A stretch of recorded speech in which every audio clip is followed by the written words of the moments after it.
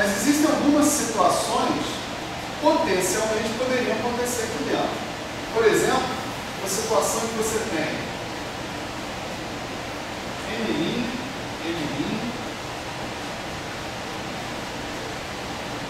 N duas linhas, N duas linhas, com N igual a N' mais N duas linhas, N igual a N' mais N duas linhas. Então, esse aqui é um jeito desse experimento de espalhamento acontecer, aonde houve interação entre grupos de partículas. O nome em inglês, né, desse negócio é clusters, né? Houve interação entre clusters. Então, esse cara aqui, ninguém desse cluster, ninguém desse grupo de partículas, interagiu com ninguém desse grupo de partículas. Eles interagiram isoladamente entre si. Tá certo? Isso não é bom, né?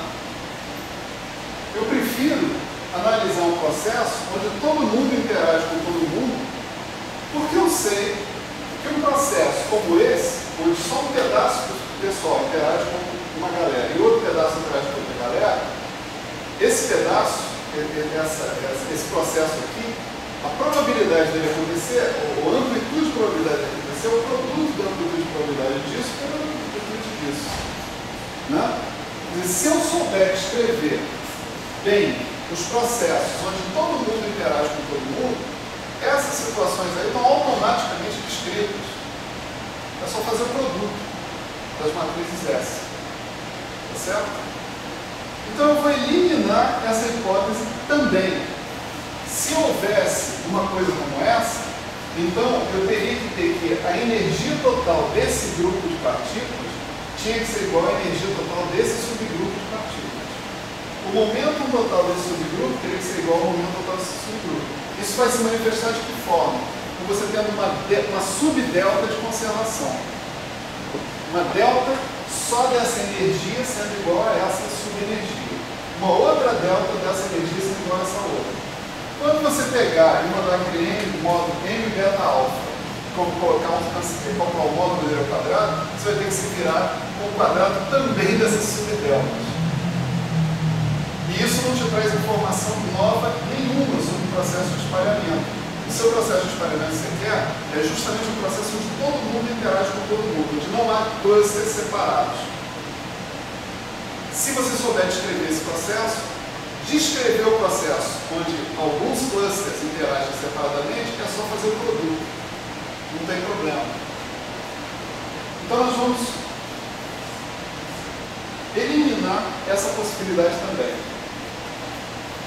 Do que eu falei até agora, isso significa que esse M beta alfa que eu escrevi ali não contém subdeltas de conservação. Ou seja, é uma função completamente regular de beta e de alfa.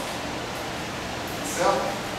Tudo quanto é delta que pode ter esse processo, por hipótese eu estou supondo que está aqui do lado de fora.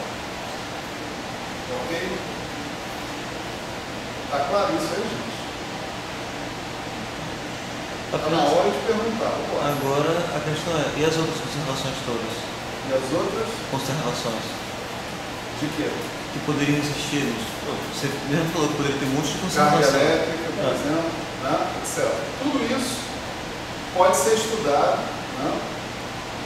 É uma boa ideia, cara. Eu acho que eu vou tentar falar sobre isso no futuro. Talvez na hora que vem. Né? Eu acho que dá para falar sobre isso tranquilamente, sempre sem maiores problemas dentro do contexto da teoria não relativista. Né?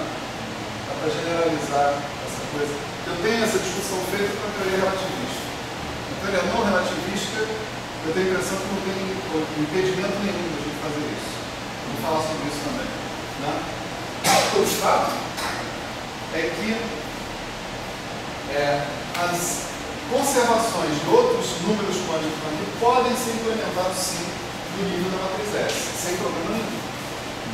Mas eu vou tentar mostrar para vocês com calma como é que se faz isso devagarinho. Tá? Então, beleza. Então, vamos resumir aqui, mais ou menos, o que está acontecendo. Né? Nós queremos calcular coisas que possam ser medidas experimentalmente. Então, coisas que a gente mede experimentalmente tem a ver com probabilidades, e não com amplitude de probabilidade. A matriz S é uma amplitude de probabilidade. Então, você precisa calcular em algum momento o módulo da matriz S ao quadrado. Mas se você olhar para essa expressão que está aqui, né, agora com todas as nossas hipóteses,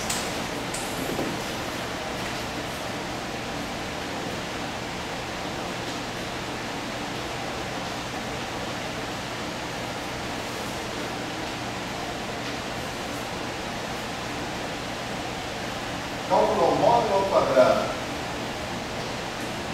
do S delta alfa significa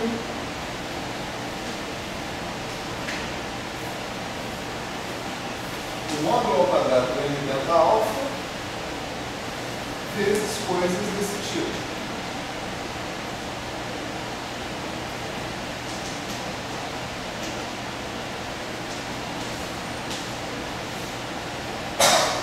Certo? Delta ao quadrado nunca é bem-vindo. Por quê? Imagina que você tivesse aqui uma delta de x ao quadrado. Tá?